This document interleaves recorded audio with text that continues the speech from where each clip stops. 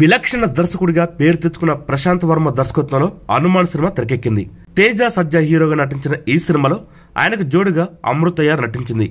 Varalakshmi, Sarath Kumar, Samuthirakani, Vinay Roy, getup scene వంటి వారు నటించిన ఈ సినిమా సంక్రాంతి పండుగ సందర్భంగా జనవరి 12వ తారీఖున ప్రేక్షకుల ముందుకు రాబోతుంది. అయితే ఒక రోజు ముందుగానే ఈ సినిమాను ప్రీమియర్ ద్వారా 2 తెలుగు రాష్ట్రాల్లో పెద్ద ఎత్తున ప్రదర్శించారు.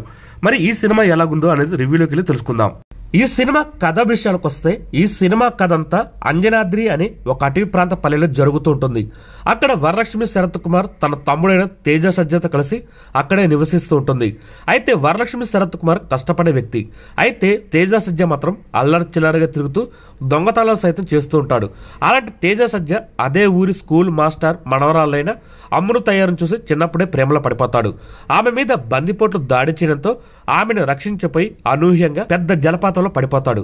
అక్కడ ఆంజనేయ స్వామి రక్తధారతో ఏర్పడిన రుధిరమని తేజ సజ్జ చేతికి చేరుతుంది. ఆ మణిని సూర్యుని కాంతితో చూస్తే ఆంజనేయ స్వామి శక్తులు వస్తాయి. ఆ శక్తులతో తేజ సజ్జ తన ఊరికి మంచి చేయాలనుకుంటాడు. అయితే చిన్ననాటి నుంచి ఎలా అయినా సూపర్ హీరో అయిపోవాలని కలలుగంటూ దానికోసం సొంత తల్లిదండ్రులను కూడా చంపేసిన వినయ్ రాయ్ తేజ సజ్జకి ఏవో శక్తులు వచ్చాయని తెలుసుకుని అతడి నుంచి ఆ శక్తులు అపహరించేందుకు వస్తాడు. ఊరికి మంచి చేయడానికి వచ్చారని అందరిని నమ్మించి మనీని దక్కించుకునే ప్రయత్నం చేస్తాడు. ఈ క్రమంలో అసలు ఏం జరిగిందనేది ఈ సినిమా స్టోరీ. ఈ సినిమా ఎలాగుందంటే, మనకి ఇప్పటి వరకు చాలా మంది సూపర్ హీరోలు తెలుసు. కానీ మన ఇండియాలో ఉన్న సూపర్ హీరో మన హనుమంతుడే. ఆయనకు లేని శక్తుల ఆయన శక్తులు ఎలా ఉంటాయో చూపిస్తానంటూ సినిమా మొదలుపెట్టిన ప్రశాంత్ వర్మ ఒక్క మాటలో చెప్పాలంటే దుమ్ము రేపాడని చెప్పాలి. కథగా చూసుకుంటే ఇదేం కొత్త కథ, అద్భుతమైన కథ అని చెప్పలేం. కానీ తనదైన కథనంతో, స్క్రీన్ ప్లేతో ప్రశాంత్ వర్మ చేసిన మ్యాజిక్ సినిమా అంతా కనిపించింది. నిజానికి ప్రశాంత్ వర్మ ముందు నుంచి ఈ విషయం చెబుతూనే ఉన్నాడు. కానీ ఎవరికైనా తమ ప్రాజెక్టు మీద ఉన్న నమ్మకంతో ఆ మాటలు చెబుతున్నారు అనుకున్నారే. కానీ సినిమా చూసిన తర్వాత ఖచ్చితంగా ప్రశాంత్ వర్మ వర్త్ అన్నట్టుగా ఉంది. సూపర్ హీరో పవర్స్ అందుకోవాలని అందరికి ఉంటుంది. కానీ అల్లరి చిల్లరగా తిరిగే ఒక వ్యక్తికి హనుమంతుడి శక్తులు లభిస్తే ఎలా ఉంటుంది? ఆ శక్తులను తన ఊరి కోసం వాడాల్సి వచ్చిన పరిస్థితిలో ఆ వ్యక్తి ఎలాంటి నిర్ణయాలు తీసుకున్నాడు? జరిగిన పరిమాణాలు ఏమిటి? ఆ శక్తిని అందుకోవడం కోసం వచ్చిన వ్యక్తిని ఎలా మట్టి కర్పించాడు? లాంటి విషయాలను ఆసక్తికరంగా తెరకెక్కించడంలో ప్రశాంత్ వర్మ సక్సెస్ అయ్యాడని చెప్పాలి. నిజానికి సినిమా ఓపెనింగ్ లోనే విలన్ ని ఎస్టాబ్లిష్ చేసే ప్రయత్నం చేశాడు Prashanth Varma. Super hero powers కోసం తల్లిదండ్రులు సైతం చంపేసి ఎప్పటికైనా సూపర్ హీరో అవ్వాలని ప్రయత్నించే ఒక పిచ్చి పట్టిన మనస్తత్వం కలిగిన వ్యక్తి.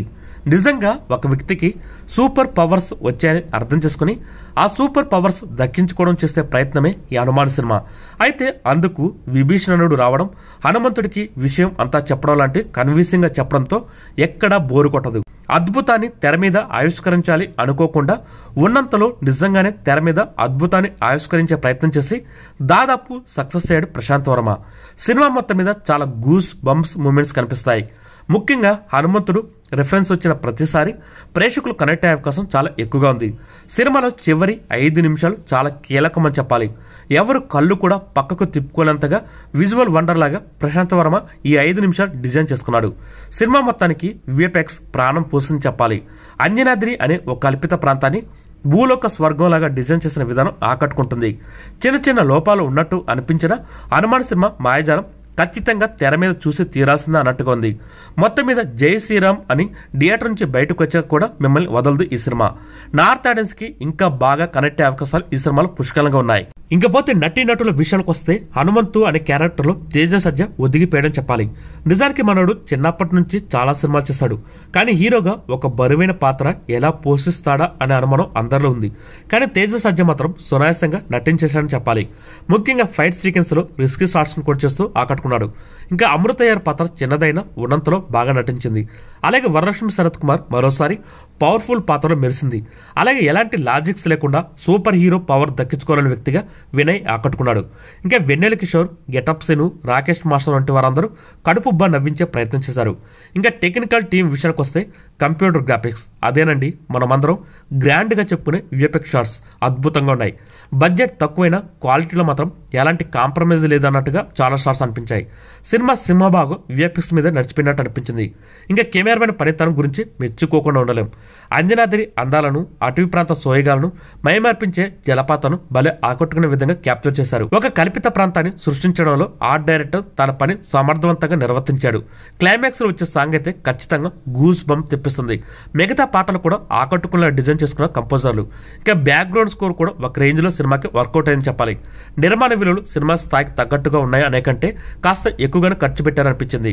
ఫైనల్ గా చెప్పాలంటే Hanuman cinema goose bumps guarantee అని చెప్పాలి. ఈ వీడియో కనుక మీకు నచ్చితే లైక్ చేయండి, షేర్ చేయండి, కుదిరితే సబ్స్క్రైబ్ చేయండి.